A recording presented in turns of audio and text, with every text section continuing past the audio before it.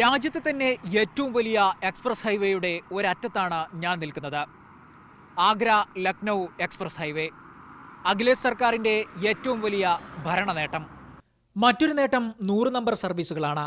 ആശുപത്രിയിലെത്തേണ്ട സാഹചര്യം, അപകടം, സുരക്ഷാ പ്രശ്നങ്ങൾ തുടങ്ങി ഏത് അടിയന്തര സാഹചര്യത്തിലും ഉത്തർപ്രദേശിൽ 100 എന്ന നമ്പറിലേക്ക് വിളിച്ചാൽ പോലീസിന്റെ പ്രത്യേക വാഹനം സഹായത്തിനെത്തും.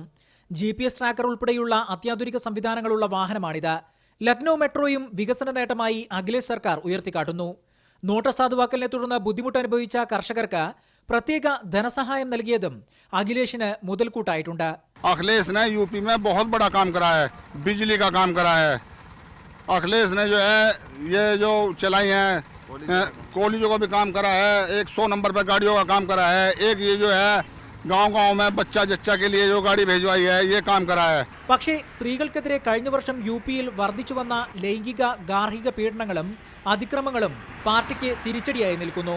ഇവ ചൂണ്ടിക്കാണിച്ച് സംസ്ഥാനത്ത് ഗുണ്ടാരാജാണ് എന്ന ആരോപണം ബിജെപിയും ബിഎസ്പിയും ശക്തമാക്കിയിട്ടുമുണ്ട്. സിആർ രജിത്തിനൊപ്പം ടി കെ റാഷിദ്.